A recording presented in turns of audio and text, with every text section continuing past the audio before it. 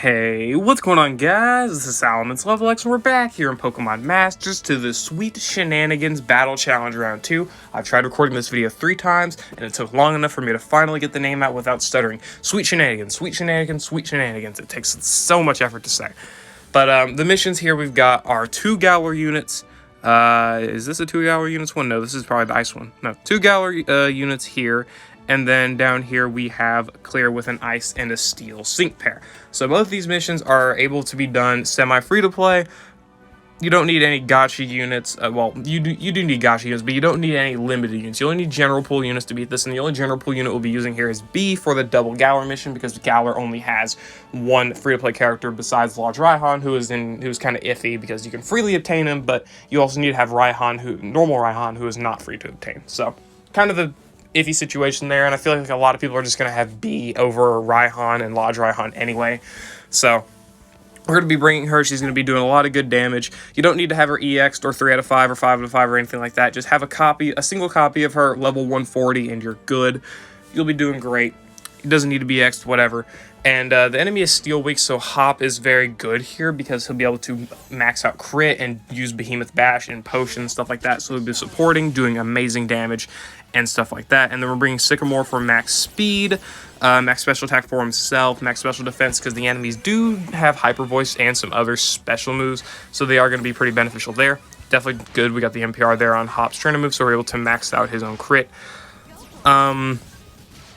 Let me think here. Sycamore's also applying support EX, and he's obviously applying gradual healing, so it kind of negates the Sandstorm a little bit, which is very, very good.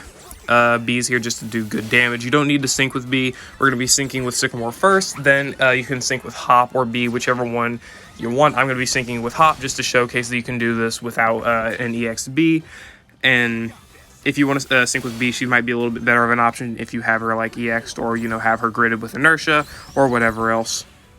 They're doing quite a lot of damage there, but their next move... Okay, Earthquake. The Auroras here does have Hyper Voice, so do be aware of that. You should be fine, though, if you just, if you just have Sycamore's EX up or Sync move up, because that way you'll be able to max your...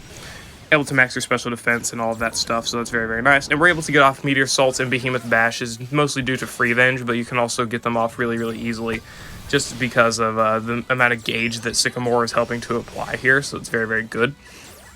We should be able to defeat Diantha here before she is able to get her Sync move off, which is actually very, very nice here. Might be a little bit of RNG needed in order to actually do that, but you don't really need all of that RNG. You can kind of do it. You can kind of just keep hitting her with Behemoth Bashes, and if you get too low on HP with Hop, then if you need to heal or whatever else and you can't, attack or anything else like that, then you're going to be fine anyway. It doesn't matter. Even if they sync, it's not going to be the end of the world. You can still potion up and you can still kill the sides just as easy. It does not really make a difference. You'll be fine either way.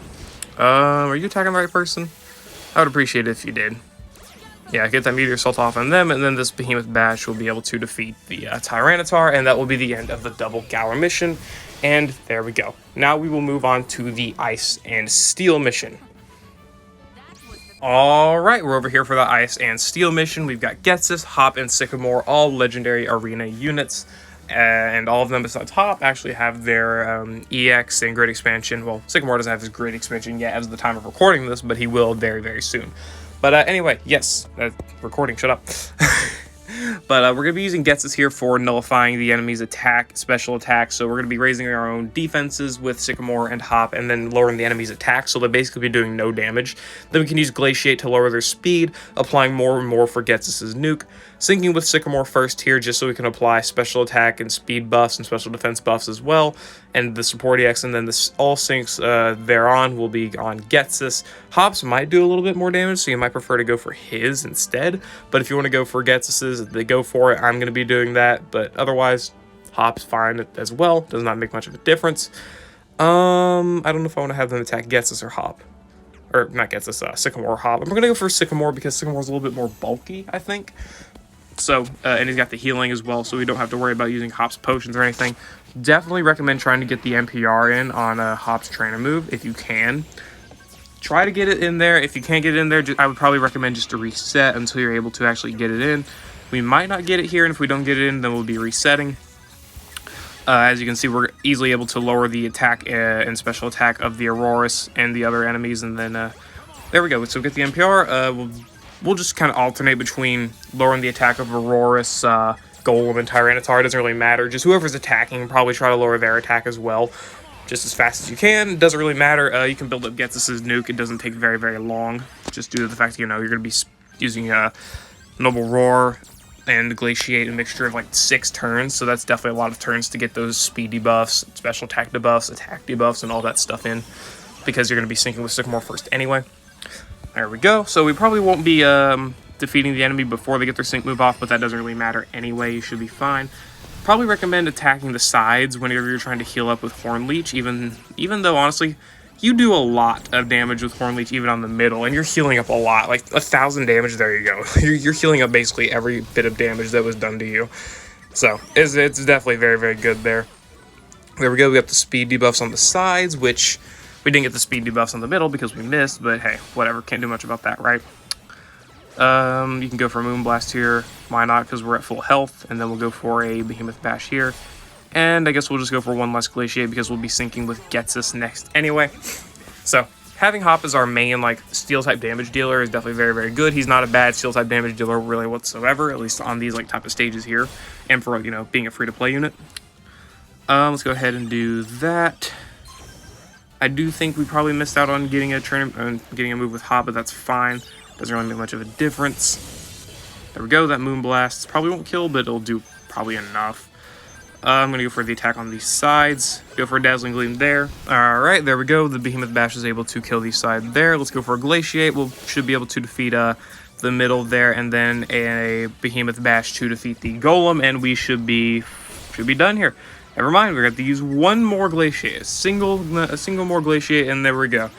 Might as well use Metal Claw, sure, who cares, right? Because Glaciate, assuming it hits, will already kill there. And there we go, yeah. There we go, the middle is down, and that is both the double Galar and the 1 Ice and 1 Steel type missions done semi-free-to-play. Again, doesn't really matter what Galar unit you use for the double Galar mission because the battle's not really that hard anyway, but hey, there we go. And if you've already done this, then, well, there you go. You got 10 4-star power-ups. Very, very good for those people who have not powered up all their 4 stars, or they just want to exchange them to 5 stars, and do whatever you want. Doesn't really matter. But yeah. There we go. That completes the missions semi-free-to-play for the Sweet Shenanigans Battle Challenge Round 2. I hope you all enjoyed. Let me know what other content you want to see down below in the comments, and I'll see you all later.